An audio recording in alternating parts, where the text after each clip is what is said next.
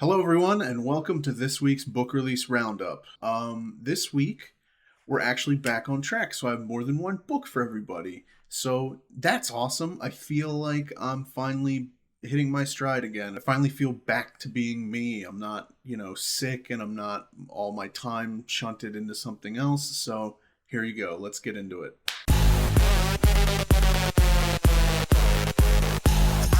In the 35 years since China instituted its one child policy, 120,000 children, mostly girls, have left China through international adoption, including 85,000 to the United States. It's generally assumed that this diaspora is a result of China's approach to population control. But there is also the underlying belief that the majority of adoptees are daughters because the one child policy often collides with the traditional preference for a son. While there is some truth to this, it does not tell the full story. A story with deep personal resonance to Kay Ann Johnson, a China scholar and mother to an adopted Chinese daughter. One of the reasons this book stood out to me is the fact that, first there's a little baby on the cover, so that's cute as shit. But China is such a fascinating subject. Their culture that's been around for a very long time, like longer than most of what we consider like ancient history. I feel like at this point it's almost an urban legend that Chinese parents will do anything to not have a daughter or get rid of a daughter. And I think from what I've read so far and a little bit more of the description, the book is pretty much about dispelling that myth. It's about how, no, like, they actually care an awful lot about their daughters, and if it wasn't for the aggressive one child policy, that they would they would have those daughters. Like, it's a very complex issue that, just like everything in life, can be simplified too much if you don't know enough about it. This is just an interesting book to pick up. I think I'll definitely be reading it at some point.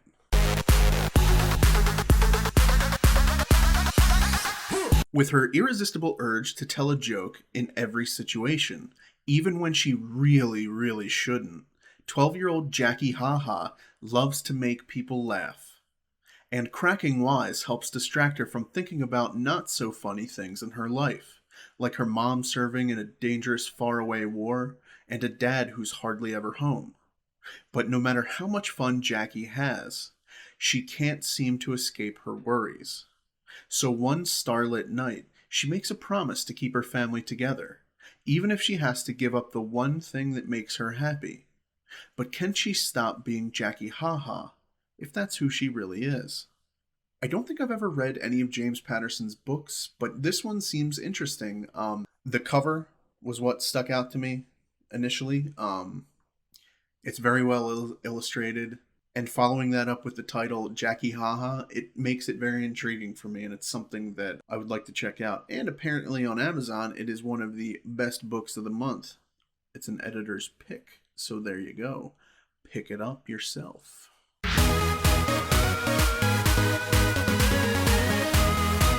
Photographer and stylist Christine McConnell transforms the ordinary into the extraordinary, from everyday dinners to desserts for all occasions, to the walls of your kitchen, and even some over-the-top creations just for fun.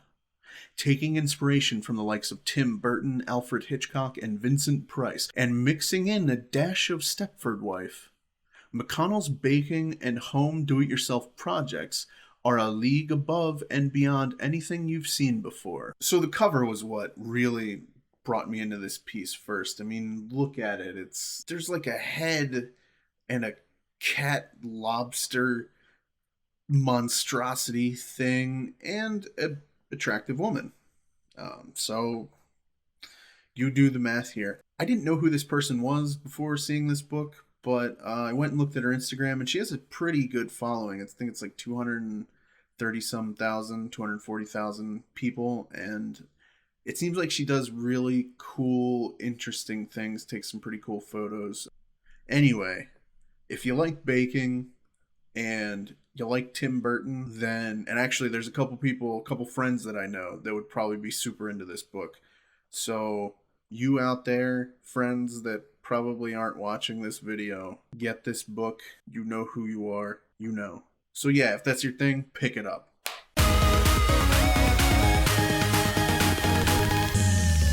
Every story needs a hero. Every story needs a villain. Every story needs a secret. Wink is the odd, mysterious neighbor girl, wild red hair and freckles. Poppy is the blonde bully and the beautiful, manipulative high school queen bee. Midnight is the sweet, uncertain boy caught between them. Wink, Poppy, Midnight. 2 girls, 1 boy. 3 voices that burst onto the page in short, sharp, bewitching chapters and spiral swiftly and inexorably towards something terrible or tricky or tremendous. What really happened?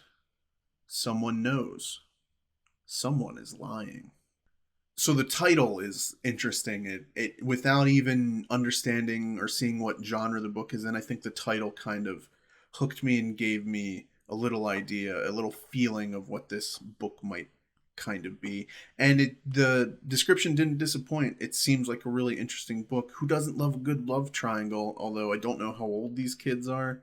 So maybe, it's high school, so maybe a love triangle is appropriate way to term it, because you can't have like middle grade fiction with love triangles. That doesn't really work. That's very highly inappropriate.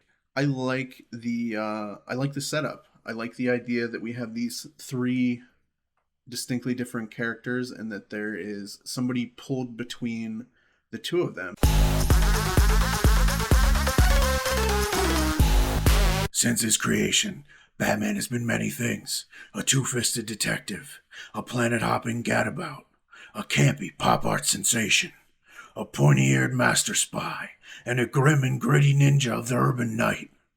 For more than 3/4 of a century, he has cycled from a figure of darkness to one of lightness and back again. He's a bat-shaped Rorschach inkblot who takes on the various meanings our changing culture projects into him. How we perceive Batman's character, whether he's delivering dire threats in raspy Christian Bale growl, or trading blithely homoerotic double entendres with partner Robin on the comics page, speaks to who we are and how we wish to be seen by the world. It's this endlessly mutable quality that has made him so enduring. It's Batman, right? So, it's Batman and his ties to the culture. This is a no-brainer.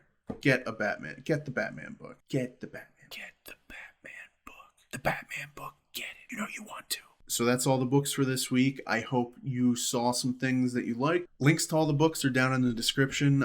Comment and subscribe if you can. It would be super awesome. It would make me super happy. I'd be so happy. So thanks for watching.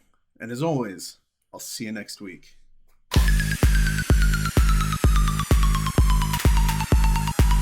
I'm Batman.